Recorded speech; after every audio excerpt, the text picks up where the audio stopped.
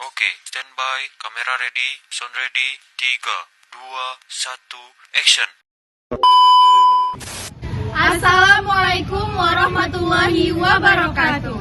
Shalom. Perkenalkan, kami dari kelompok 3. Sebelumnya, perkenalkan, kami dari program studi D4 Kimia Terapan, Fakultas Vokasi, Universitas Sumatera Utara. Sebelum itu, izinkan kami memperkenalkan diri terlebih dahulu.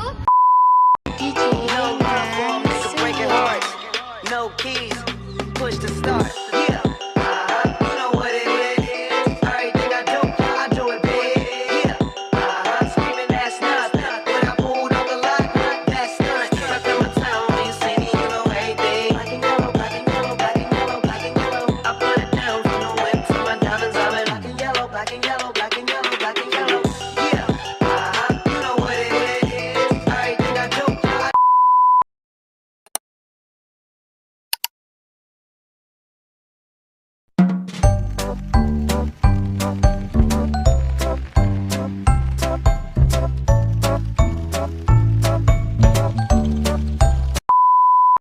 Perumusan awal Pancasila dimulai ketika sidang pertama BPUPKI yang dilaksanakan dari tanggal 29 Mei sampai dengan 1 Juni 1945.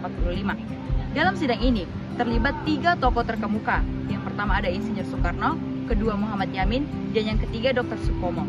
Masing-masing dari mereka mengungkapkan dan menyampaikan ide mereka atas dasar negara Indonesia.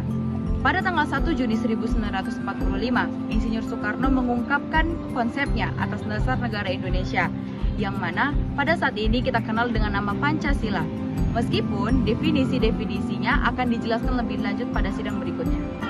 Pada tanggal 22 Juni 1945, hasil rapat dirumuskan di Piagam Jakarta, yang dimana hasil rapat tersebut mencantumkan bahwa rumusan Pancasila dasar negara Republik Indonesia. Pancasila berfungsi sebagai identitas bangsa Indonesia, sebuah budaya yang berasal dari proses enkulturasi dan akulturasi yang memerlukan pengelolaan dan pengembangan yang berkelanjutan. Pancasila berfungsi sebagai pedoman bangsa Indonesia dengan nilai-nilainya yang termasuk nilai ketuhanan, kemanusiaan, persatuan, demokrasi, dan nilai keadilan. Oleh karena itu, Pancasila juga dianggap sebagai jiwa bangsa Indonesia yang ada sejak kelahiran Indonesia. Akar sejarah Pancasila tertanam dalam keyakinan dan nilai-nilai yang berkembang di Indonesia itu sendiri. Secara sosiologi, Pancasila menunjukkan bahwa nilai-nilainya merupakan ciptaan agung dari bangsa Indonesia itu sendiri, bukan hanya konsep satu orang saja. Secara politik, nilai-nilai fundamental Pancasila berakar pada kearifan lokal, budaya, dan pengalaman Indonesia, termasuk interaksi dengan bangsa lain.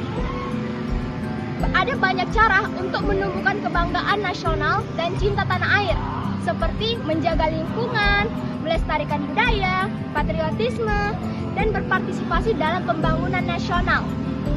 Pada era Presiden Soekarno tahun 1990, ideologi Nasakom, singkatan dari nasionalisme, agama, dan komunisme, memperoleh popularitas lebih besar daripada Pancasila yang berpuncak pada gerakan G30 SPKI.